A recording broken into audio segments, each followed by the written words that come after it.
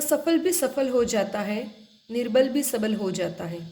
परिवर्तन में है गजब की शक्ति, कीचड़ में भी कमल खिल जाता है। परिवर्तन जीवन का दूसरा नाम है। कभी भी खुद को किसी से भी कम नहीं आंकना चाहिए। दूसरे आप पे भरोसा करे ना करें, आपको खुद की काबिलियत पर हमेशा एतबार होना चाहिए, क्योंकि आपका ये जो खुद पर भरोसा है और आपकी मेहनत, आपके बड़ों का आशीर्वाद तथा आपके जो इष्ट है उनकी जो कृपा दृष्टि है, उन्हीं से आपकी सफलता रंग लाएगी, आपकी मेहनत रंग लाएगी और आप एक दिन ज़रूर सफल होंगे। तो चलिए शुरू करते हैं। संधि पढ़ रहे थे हम, इसी की अगली कड़ी में हम पढ़ रहे हैं आज वृद्धि संधि। ज़्यादातर परीक्षाओं में कुछ इस तरीके का विकल्प हमारे सामने रहते हैं। निम्न विकल्पों में से वृद्धि संधि का उदाहरण है। और जैसा कि हमको शॉर्ट ट्रिक बताई जाती है कि वृद्धि संधि जहाँ पर भी होगी वहाँ पर हमेशा दो मात्राएं दिखेंगी। क्यों? क्योंकि वृद्धि संधि के नियम हम जब देखेंगे तो तब ऐ और औ ये दोनों आदेश होते हैं, और इन दोनों आदेशों की अगर मात्रा देखें तो दोनों में दो मात्राएं लगाई जाती हैं। तो अगर आपकी परीक्षा में कुछ इस तरीके के विकल्प हो जिसमें हमें पूछा जाए निम्न विकल्पों में से वृद्धि संधि का उदाहरण है। नंबर 1 है औदार्य, दूसरा औचित्य, तीसरा प्रौद्योगिकी और चौथा है औद्योगिक। अब इन चारों में से हमको एक चुनाव करना है कि इनमें से कहाँ पर वृद्धि संधि है और कहाँ पर वृद्धि संधि नहीं है। तो आप मुझे बता सकते हैं इनमें से कहाँ वृद्धि संधि है? मेरे हिसाब से आपका उत्तर है विकल्प नंबर 3। जी, आप सही है। अब दिखने में तो देख औद्योगिकी, औचित्य, प्रौद्योगिकी, औद्योगिकी चारों सेम ही है, सब में औ औ की मात्रा है। ठीक है, फिर यहाँ पर तीनों में क्यों नहीं है वृद्धि संधि? क्योंकि औदार्य, औचित्य और औद्योगिक ये तीनों में प्रत्यय लगा है। औदार्य उदार धन्य, औचित्य उचित धन्य और औद्योगिक उद्योग धन इक, इन तीनों में प्रत्यय लगा हुआ है, इसलिए यहाँ पर मात्रा में वृद्धि हुई। बल्कि प्रौद्योगिकी जो शब्द है उसको अगर हम देखते हैं तो ये बनता है हमारे प्र उपसर्ग के साथ प्रधन, हमारे क्या होगा औद्योगिकी, प्रधन औद्योगिकी। ठीक है, तो इस प्र में तो हमारे है अ की मात्रा और पीछे औद्योगिकी से हम ले लेंगे औ। अ और औ ये दोनों जब मिलते हैं तो आदेश होता है हमारे औ आदेश, इसलिए यहाँ पर प्रधन औद्योगिकी प्रौद्योगिकी बनता है। बाकी तीनों का अगर आप सोचो भी सही अपने हिसाब से तो क्या भेद करोगे, अब खुद इनको बांटने का प्रयास करो तो आपको स्वतः ही समझ में आ जाएगा कि इन शब्दों में संधि नहीं हो सकती, यहाँ पर हमारे प्रत्यय जुड़े हुए हैं। चलिए अब वृद्धि संधि के नियमों की तरफ आगे बढ़ते हैं हम। जब बात करते हैं वृद्धि संधि के नियम की तो अ या अ का सवर्ण आ के साथ ए या ऐ का मेल होता है, तब हमारे सामने आदेश जो है वो कौन सा होता है? ऐ आदेश। और ऐ की अगर मात्रा की बात करें हम तो मात्रा होती है इस तरीके से, दो मात्राएं लग जाएंगी। ठीक है, दूसरा है हमारे अ या आ के बाद ओ या औ मिले तो इनके बीच में अगर संधि होती है तो औ आदेश हो जाता है और औ की मात्रा इस तरीके से होती है। एक बार हम पुनश्च सबकी मात्राएं भी देख लेते हैं। ए की मात्रा, ऐ की मात्रा, ओ की मात्रा और औ की मात्रा। ठीक है, तो इस तरीके से मात्रा, ज्यादातर बच्चे ऐ की मात्रा में कंफ्यूज हो जाते हैं ना, यहाँ पर एक है यहाँ पर दो, तो जब मात्राएं लगाते तब दो मात्राएं हो जाती है। अब हम इसके एग्जांपल्स देख लेते हैं जिससे कि आपको क्लियर हो जाए। तो उदाहरण नंबर 1 पे बात करते हैं हम। हमारे सामने एक शब्द हो एक धन एक और हमें पूछा जाए इसका संधि पद क्या बनेगा, तो हम पहले तो इसका वर्ण विच्छेद करेंगे, ए हमारे स्वर है वो वैसा का वैसा रहेगा। इसके बाद क्या है, क है, क व्यंजन है, व्यंजन में हमेशा स्वर जुड़ा होता है। क में कौन सा, अ मिला हुआ है। इसके पीछे अगर देखें हम तो ए स्वर है और क में अ जुड़ा हुआ है। स्वर संधि की बात कर रहे हैं हम, यहाँ पर अ के साथ ए दोनों आपस में दो स्वर निकट है, दोनों स्वर की निकटता से इनके मध्य मेल होता है और मेल से और ए मिलकर के हमारे ऐ के रूप में परिवर्तित हो जाते हैं। पीछे क वैसा वैसा और यहाँ पर एक। अब आगे हलंत वाला जो व्यंजन है उसमें ये स्वर की मात्रा जुड़ जाएगी। तो इस तरीके से हम देखते हैं, एक क में ऐ की मात्रा जुड़ी तो ऊपर यहाँ पर एक मात्रा है, लेकिन यहाँ पर मात्रा जब लगाते हैं हम ऐ की तब दो मात्राएं हो जाती है और इस तरीके से हमारा रूप बन जाता है एक एक। तो कोई भी शब्द हो उसको आप अलग अलग हिस्सों में पहले बांटिए, एक एक वर्ण को अलग कीजिए, फिर आप देखेंगे तो आपको आसानी होगी। अब हम एक और एग्जाम्पल लेते हैं, जैसे कि हमको एक शब्द मिल गया परमेश्वर्य।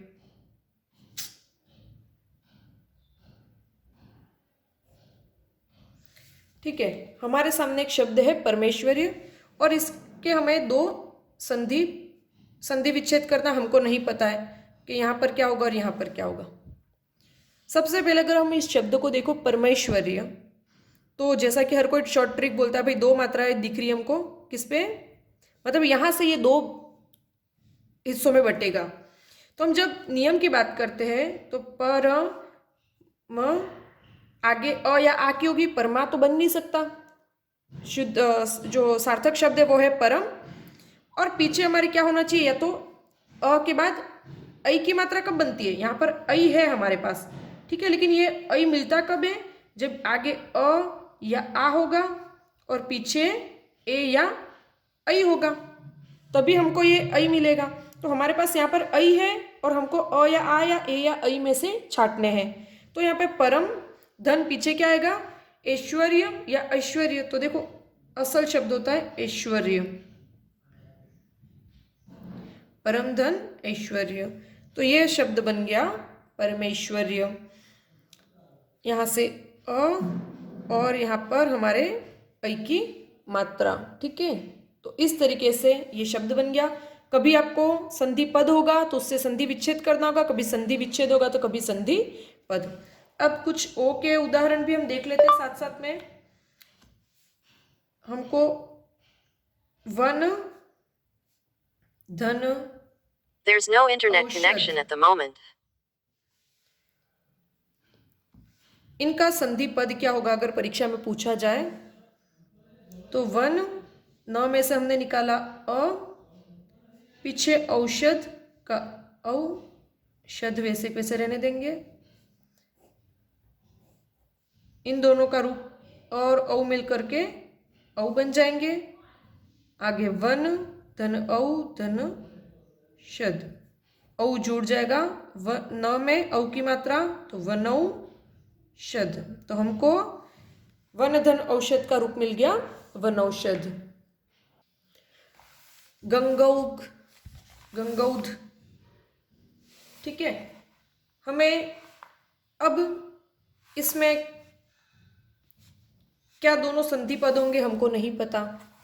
यहाँ पर हमको औ की मात्रा मिली है, हमारा नियम क्या कहता है, औ जब है अर्थात आगे तो अ या आ में से और उसके बाद ओ या औ जुड़ेगा तो औ होगा। अब इस गंगोद जो शब्द है उसको हमें दो भागों में बांटना है। अब यहाँ से हमको इस शब्द को दो भागों में बांटना है। तो पहले हम करते हैं गंगा, क्योंकि गंग नहीं, गंगा जो है वो सार्थक शब्द है। पीछे अब हमको घ तो वैसे वैसे, ये घ है ना, गंगोघ, घ तो वैसे वैसे, लेकिन अब ओघ होता है या औघ होता है, तो मूल शब्द जो होता है वो होता है हमारे ओघ। ओघ का मतलब होता है प्रवाह, ठीक है। तो गंगा धन ओघ अर्थात गंगोघ, क्या, जैसे कि जलोग, गंगोग, ऐसे शब्द हमको मिलेंगे। तो बहुत सारे शब्द हम लिख लेते हैं, फिर उनका हल करते हैं। चलिए, कुछ उदाहरण लिख लिए हमने, अब इनको हल कर लेते हैं।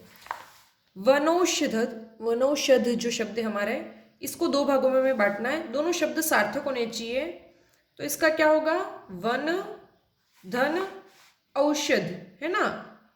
औ होगा, ओ मत कर देना, वन धन औषध। दूसरा जलोग, जैसे हमने गंगोग किया था वैसे ही। तो इसका तो आसान है, जल धन ओघ, है ना, घ है। जलौक, अब इसका क्या होगा, तो आगे तो जल धन, अब इसका भी होगा ओक, ठीक है।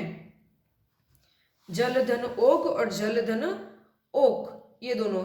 जलोघ, ओघ जो है उसका मतलब होता है प्रवाह, मतलब जल जो बहता उसका। और ओक जो है उसका मतलब होता है अंजलि। औषध का मतलब तो पता ही है, दवा, दवाई। अब विश्वैक्य, तो यहां पर, यहां से हम इसको दो भागों में बांटेंगे, विश्व धन, अब क्या होगा हमारे, ऐक्य। इस तरीके से हमारा बना विश्वैक्य शब्द। वसुधैव, वसुधा धन एव, एव मत कर देना, एव ही होगा, ठीक है। तथैव, तथा धन एव। परमौदार्य, परम धन औदार्य, औ आएगा, है ना। महौषध, महौषधि होता है चाहे महौषध, है ना। तो महा, देखो यहाँ पर आ की मात्रा आगे है ना, अभी तक अ की मात्रा थी, तो आगे चाहे अ हो चाहे आ हो, उससे कोई फर्क नहीं पड़ेगा। महाधन औषध। अगला है मतैक्य, इसका होगा मत धन ऐक्य। महोदार्य, महा धन औदार्य। जीवैष्ण, इसका क्या होगा, जीव धन ऐष्णा, है ना, ऐष्णा इच्छा। सदैव, सदा धन एव। वनौषध, इसका क्या होगा, वन धन औषध। यथैव, सदैव जैसे था वैसे यथैव का होगा, यथा धन एव। विचारैक्य का क्या होगा, विचार धन ऐक्य, ऐक्य। महौज, महौज का क्या होगा, महा धन ओज, ठीक है, औज नहीं होगा, ओज, ओज गुण। महेश्वर्य, तो महा धन ऐश्वर्य। विश्वैक्य, इसका क्या होगा, विश्व धन ऐक्य। स्वैच्छिक, तो देखो ये यहीं से दो भागों में, स्व धन ऐच्छिक, स्वधन ऐच्छिक। प्रियेशी, प्रिय धन ऐशी। पुत्रेष्णा, पुत्र धन ऐष्णा। वित्तेष्णा, वित्त धन ऐष्णा। लोकेष्णा, लोक धन ऐष्णा। यहाँ तो हमारे पास संधि पद था, उनके संधि विच्छेद हमने देखे। तो बहुत ही आसान है, दो मात्राएं, या हम कह सकते हो मात्राओं में जो वृद्धि होती है वहीं पर हमारे वृद्धि संधि होती है। और इसके नियम भी बिल्कुल आसान है। आगे अ चाहे आ स्वर हो, उनके साथ ए या ऐ स्वर जब जुड़ता है तो ऐ रूप बनता है। अ या आ के बाद ओ या औ हो तो औ हो जाता है। और इस तरीके से यहाँ पर मात्राएं भी एक तरीके से हम देख सकते हैं, लेकिन हर जगह हर एग्जाम्पल में ज़रूरी नहीं है ना। जैसे कि हमने फर्स्ट जो क्वेश्चन लिया था उसी में देखा, किसी भी मात्राओं के आधार पर अपन नहीं कह सकते हर शब्द वृद्धि संधि का होता है। हमें उस शब्द के दो सार्थक टुकड़े करने होते हैं। वो दोनों टुकड़े जो दो संधि पद जो दोनों हैं वो दोनों सार्थक होंगे, और उनके मेल से अगर वृद्धि संधि का ये नियम भली भांति पूर्ण होता तभी वो वृद्धि संधि के उदाहरण है। नहीं तो हो सकता है वो प्रत्यय के या वो स्वतः ऐसा ही शब्द हो। तो आप हर जगह इन चीज़ों का ध्यान रखेंगे। आज का ये जो टॉपिक है वो यहीं समाप्त होता है। छोटा सा टॉपिक था वृद्धि संधि का, आसान भी है बहुत ही। कल के वीडियो में हम पढ़ेंगे यण संधि, उसकी पहचान, उसके नियम और उसके उदाहरण देखेंगे। वीडियो अगर पसंद आए तो इसको लाइक कीजिए, चैनल को सब्सक्राइब कीजिए और अपने दोस्तों के साथ शेयर जरूर कीजिए। धन्यवाद।